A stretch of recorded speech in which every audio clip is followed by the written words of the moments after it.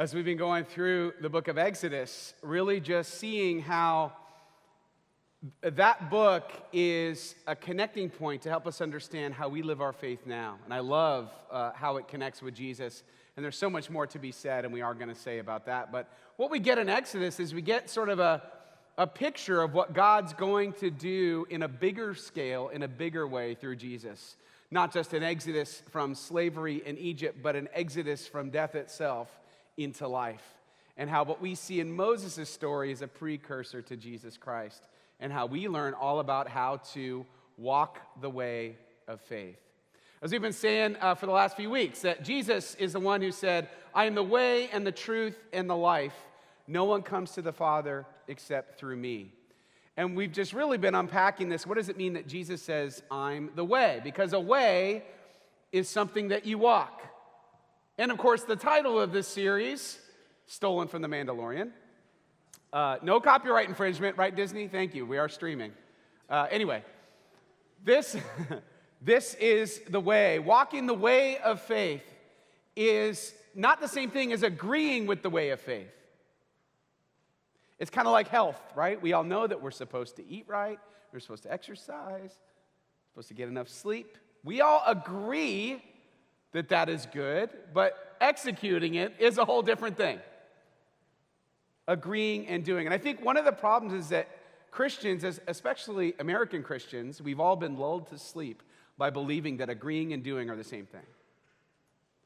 When really following Jesus is about walking in the path of Jesus, actually getting up and following where he leads us. And how there's so much life in that. Now today in Moses' story, we're going to be talking about when God gives them the law, the 10 Commandments. And the funny thing about this moment is that everybody, a lot of people have some baggage about God, talk about baggage about God, thinking, well, here it comes. God's all about the rules. He's here to kill my good time. And if I don't follow the rules, then somehow I am not going to be saved, or I'm not going to be worthy to God, or God's not going to take care of, God's going to penalize me for not obeying the rules. Although I often think there's a couple things to remember. And the first is, how many of you, you're in youth sports world? Yeah? Great. None of you? You kidding me? Okay, there we go. All right. There we go. Whew. All right. Just going to have to pivot real quick. But I'm just imagining my boys going out to play baseball. And we go out to the baseball game, and the umps are there. And they say, all right, look, today, boys, we're just going to play today with no rules. No rules. It's just whatever. We'll see what happens, right? It would be fun. The kids would be really excited, I would think. Awesome. No rules. This is going to be great. And they get out there, and like some kid they'll figure it out quick. No rules. Kid takes the baseball, he chucks it into the stands. That's 100 runs. Woo! No rules. And it would just devolve into this chaos, and 9 out of 10 kids would be hurt and crying. And I guarantee you they would never want to play that way again. The only reason the game works is because there are boundaries. There are rules. To get the enjoyment out of the game, you actually need the boundaries to do that. It's like guardrails on the highway. They're there so you don't die. Oh, how dare those rails determine where I go. Right? The 10 Commandments, or the giving of the law, is God saying, look, if you do this, you will live. And I think we forget that when we look at when God gave the law to the people. We'll get more into that in a minute. Spring break, I was telling you all about our road trip that we did. We did the college visit road trip, which was really fun. Something not so fun, though, is I'm biting into my many Subway sandwiches I had on that trip. And I feel this pain in my teeth. I'm like, uh-oh. Well, that pain only got worse. Turns out, on the Monday that I came back and went to see the dentist, I have an infected tooth. Lovely. And they had to do an extraction. I would love to tell you the details, but I won't. A little TMI. I just say that, it's the most horrible thing. when my skull was vibrating. I don't know how I didn't have a concussion anyway. They extracted the tooth. I got a picture of it, if you just real quick. But that's what that's what I feel like. And actually, some of you on Friday night, I bet you were thinking, I think he's missing a tooth.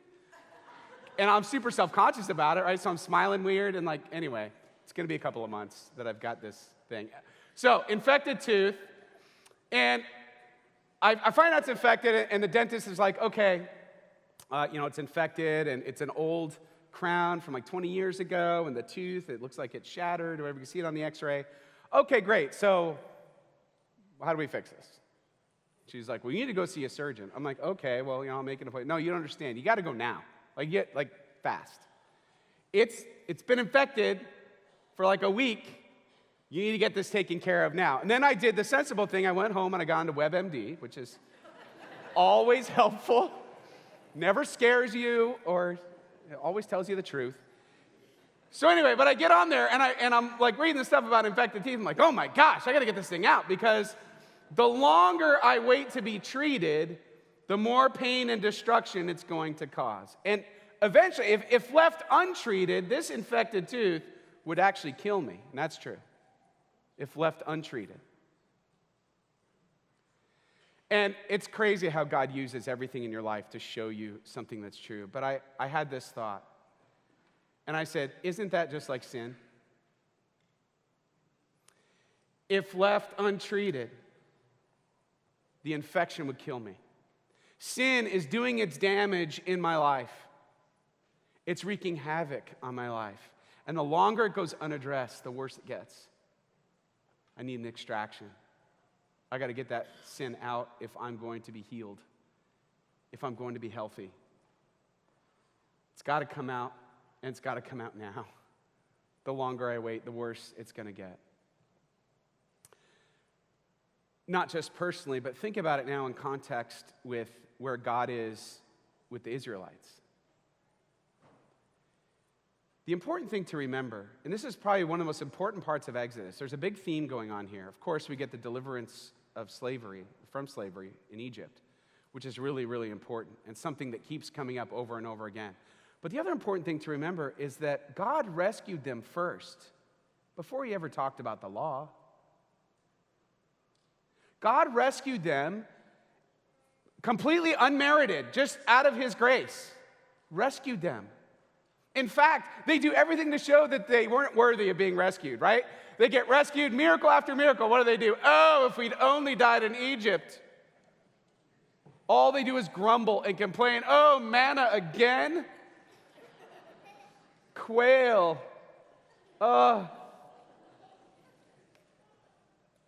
They just complain constantly. They just show that they're really weren't special. God did it out of sheer grace and love. And then he said, now here are the guardrails. Here's the law, so that you don't die, so that you can live the flourishing life I've created you to live. God makes a covenant. It's not a word we use all the time anymore. We think about the covenant of marriage, I think is probably the closest thing. Creates a covenant, a promise that's based in love, right? Marriage based in love, hopefully, based in love. Love comes first, and then it grows. Then you decide, let's put boundaries around it. Let's make it legal. Let's make it an official promise. We see this developing in the relationship between the Israelites and with God. So God's basically saying, do you want to marry me? Do you want to enter into this covenant of love and grace and promise? Do you want to do this? Moses tells them, this is from Exodus 19, Moses went back and summoned the elders of the people and set before them all the words the Lord had commanded him to speak. The people all responded together, we will do everything the Lord has said. Isn't that lovely? Do everything the Lord has said. We have big promises when it comes to God. We will do everything the Lord has said. So Moses told the Lord, and God spoke these words. This is Exodus 20. These are the 10 commandments. I am the Lord your God, who brought you out of Egypt, out of the land of slavery. Notice, he starts there. Before I tell you these behavioral things that I want you to do, I want to remind you, I'm the one who brought you out of Egypt. I rescued you before you even cared about me, because I love you. You shall have no other gods before me. You shall not make for yourself an image in the form of anything in heaven above, or on earth beneath, or in the waters below. You shall not bow down to them or worship them, for I, the Lord your God, am a jealous God, punishing the children for the sin of the parents to the third and fourth generation of those who hate me, but showing love to 1,000 generations of those who love me and keep my commands. Now, I want to pause here because sometimes we're triggered by words in the Bible because we have certain baggage with those words, and that's the word jealous. God's a jealous God. What is God? Petty? What is God, in middle school? What's this idea of jealousy? Well, let me unpack it for you. There is such a thing as righteous jealousy. Here's what I mean. You remember this meme from a couple years ago that was everywhere? All right, so, right? You remember this? It was like everyone used it for everything.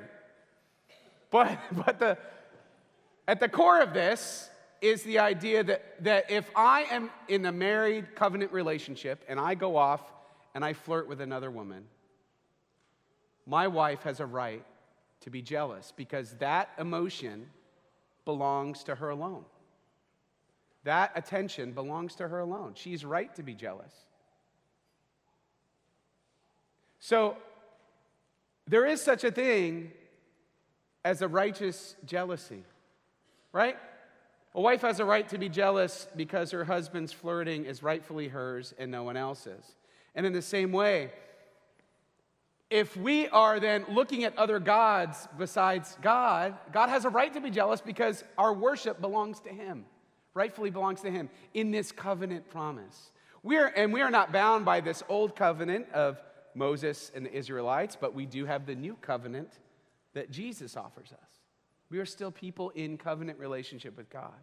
And so, God gets jealous at that stuff, and rightfully so, when we start putting our trust and our faith in the idols around us and not in God. You shall not misuse the name of the Lord your God, for the Lord will not hold anyone guiltless who misuses His name. Remember the Sabbath day by keeping it holy. 6 days you shall labor and do all your work, but the seventh day is a Sabbath to the Lord your God. On it you shall not do any work, neither you, nor your son or daughter, nor your male or female servant, nor your animals, nor any foreigner residing in your towns. For in 6 days the Lord made the heavens and the earth, the sea, and all that is in them, but He rested on the seventh day. Therefore the Lord blessed the Sabbath day and made it holy. Honor your father and your mother, appropriate for today. Honor your father and your mother so that you may live long in the land that the Lord your God is giving you. You shall not murder. You shall not steal. Well, we'll go back. You shall not commit adultery. You shall not steal. You shall not give false testimony against your neighbor. You shall not covet your neighbor's house. Uh-oh, Monmouth County. You should, sorry. Right? Okay. Let's go on the kitchen tour. I'm sorry. I don't. It's lovely. It's good. It's all good. So you shall not covet your neighbor's house. You shall not covet your neighbor's wife or his male or female servant, his ox or donkey. I know, I was eyeing up that donkey. Or anything that belongs to your neighbor. You see what's happening here is that God is saying, this is how you are in relationship with me, and this is how you're supposed to be in relationship with one another. The first few commandments are all about our vertical relationship, and the next are all about our horizontal relationships. These are the guardrails. This is the framework of the game. And if you can abide by this, you are going to flourish. You are going to be joyful. You are going to be the person that you want to be. God and the Israelites are exchanging vows. We're in this covenant together. But I don't know, some people got it in their heads that, again, it's all about the rules, but this isn't how relationships work. Again, getting married, it starts with you're dating and you're in love and the love grows. And as the commitment increases, so does the formality of that commitment. And that's when God introduces the law.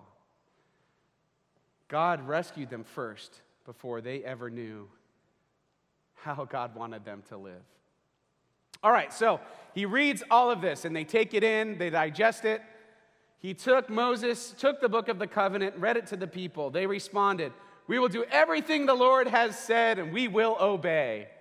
That was so cute that they said that. And I think, of course, we see that we make these commitments to God all the time. Now, we live in a different world than there. We are in the new covenant. We have a forgiveness in Christ that's different than what they experienced then. But what was God doing too? He's showing them this is how you live, and also to show that the human heart is constantly rebelling against that. And this sin, if left untreated, is going to kill them. It's going to have to be extracted, and they can't do the extraction themselves, no matter how talented they think they are. So Moses is on Mount Sinai shortly after, meeting with God. Watch what happens while he's gone. When the people saw that Moses was so long in coming down from the mountain, they gathered around Aaron. Remember Aaron?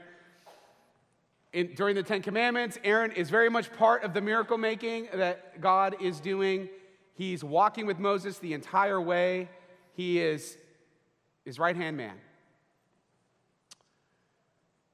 They gathered around Aaron and said, "Come, make us gods who will go before us. As for this fellow Moses who brought us out of Egypt, we don't know what has happened to him."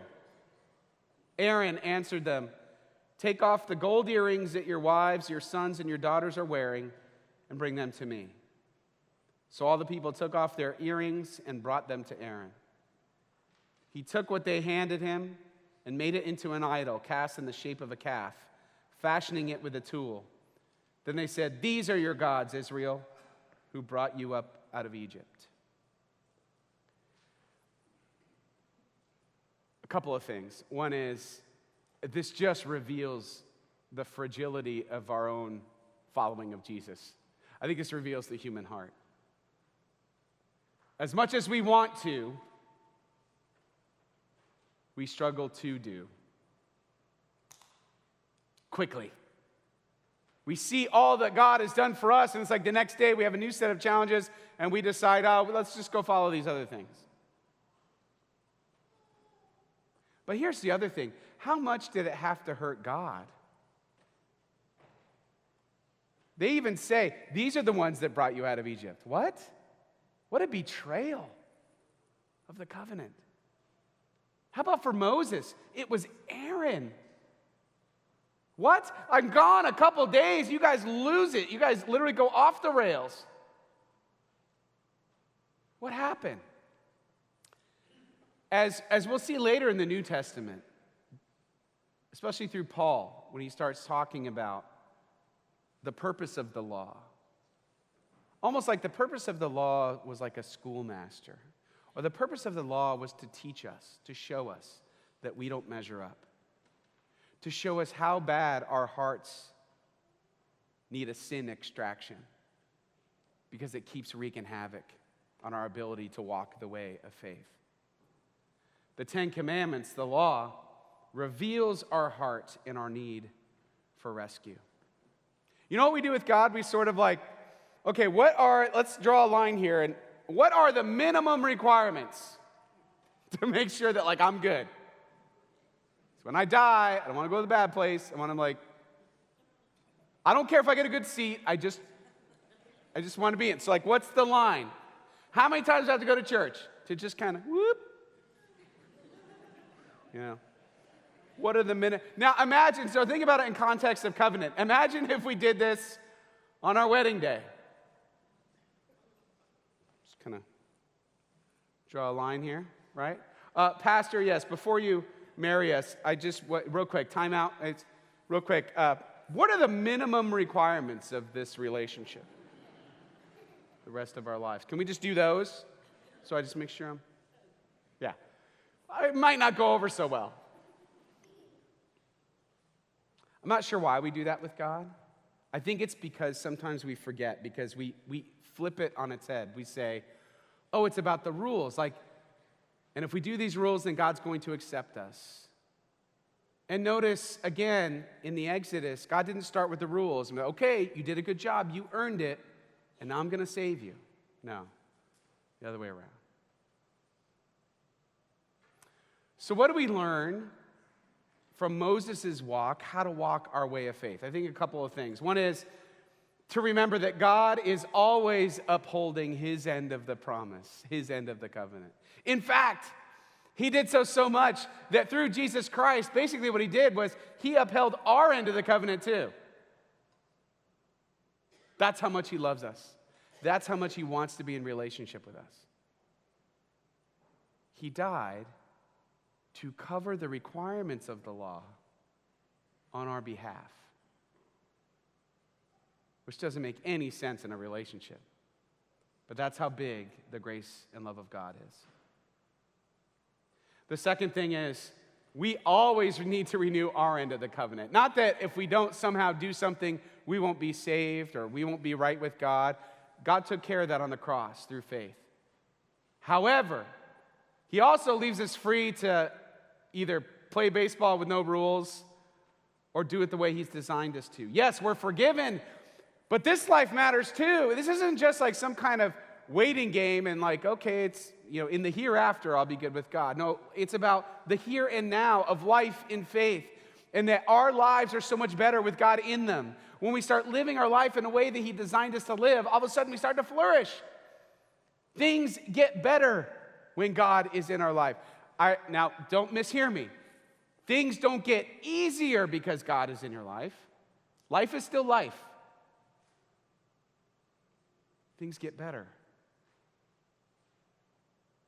because you're not driving off the road. You're in the guidelines. I think the other thing that we learn is we see Moses' example. Moses really handled all of that like a champ. What a mess. What personal heartbreak he must have felt. What pain he must have felt. All he was trying to do was be faithful to what God said.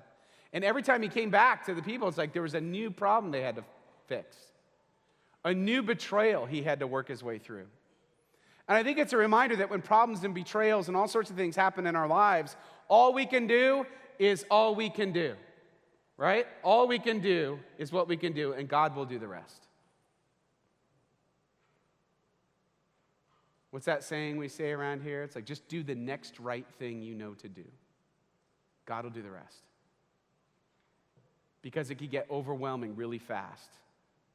When we're trying to walk the way of faith and life's coming at us from all sides, just do the next right thing you know to do. Just do it, and God will do the rest.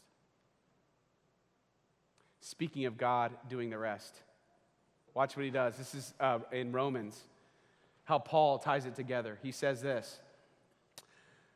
This is Romans 3. Therefore, no one will be declared righteous in God's sight by the works of the law. Why? Because we're not good enough to completely do it perfectly. No one's going to be declared righteous by that. Rather, through the law, we become conscious of sin. We start to understand the problem of our hearts that needs to be fixed. But now, apart from the law, the righteousness of God has been made known, to which the law and the prophets testify. This righteousness is given through faith in Jesus Christ to all who believe. He covered both ends of the covenant relationship. And I think for us, I think it means, okay, we're covered as far as the righteousness of God, so we are in right relationship with God. However, what's that mean for the way that I'm walking today? What's it mean for my life that I'm living now? Do you say, I do, to God's invitation to relationship? Or do you think better things are around the corner? You think maybe the other gods, small g, that we see all around us, that they're worth following? Gods that people say, this is the way to be happy. This is the way to have peace in your life. This is the way. And none of them are the way.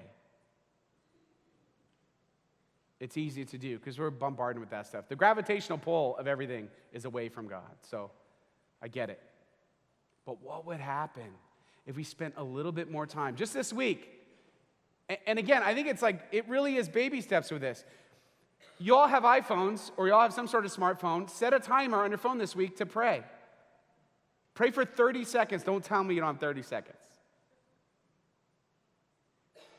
30 seconds. Set a timer if you don't want to go longer than 30. Okay, 30 seconds. And just open up to God. Or the YouVersion Bible app. You've got all the content of a lifetime to go through it. Or maybe you want to go to Barnes & Noble and get yourself a Jesus Calling book. Read a little bit every day. It won't go wasted. This is the way that you say, I do, back to God. You start spending time, just like any marriage. You're not spending time together, the relationship's going to get worse. You want to make sure that you're together, that you're growing together, you and God. I promise you, it's the only way that you're ever going to want to walk. This is the way. Amen.